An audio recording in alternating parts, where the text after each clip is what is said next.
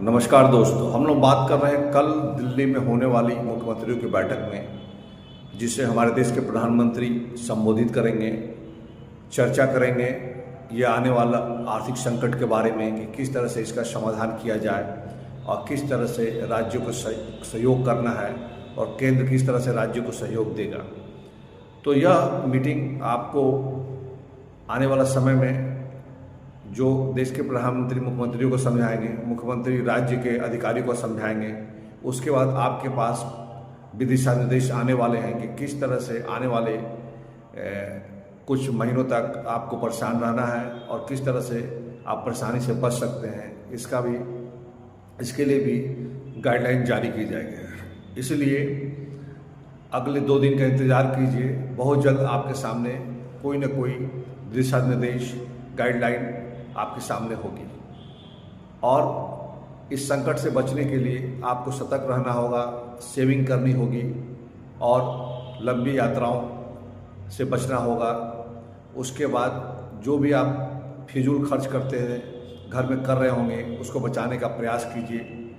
पैसों की बचत कीजिए, ईंधन की बचत कीजिए, गैस की बचत कीजिए। जिस तरीके से हो अपने आप को सेविंग की ओर ले जाइए ताकि इस संकट से आप आसानी से बाहर निकल सकें। क्योंकि जो देश पर संकट आने वाला है वह 3 देशों की गलती के कारण हुआ है और उसमें 2 देश सबसे बड़े जिम्मेवार हैं। वो है इजराइल और अमेरिका, जिसने अपने दादागिरी के चलते दुनिया को तबाही के रास्ते पर मुहाने पर खड़ा कर दिया है।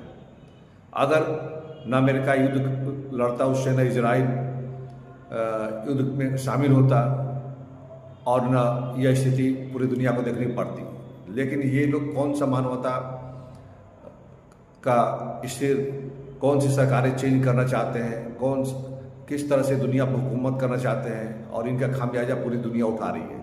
इसलिए इस युद्ध का परिणाम जो भी होगा, लेकिन आने वाला जो समय है उसमें अमेरिका की दादागिरी हमेशा हमेशा के लिए समाप्त हो जाएगी।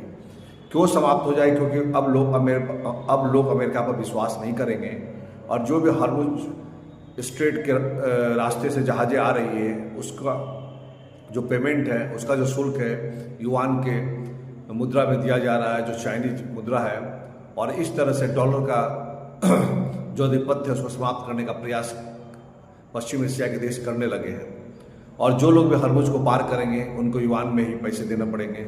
इस तरह से यह युद्ध जो है इस दुनिया में एक नए बदलाव की ओर ले जा रहा है। और इस युद्ध के बाद दुनिया का जो रहन सहन होगा और एक दूसरे के प्रति विश्वास होगा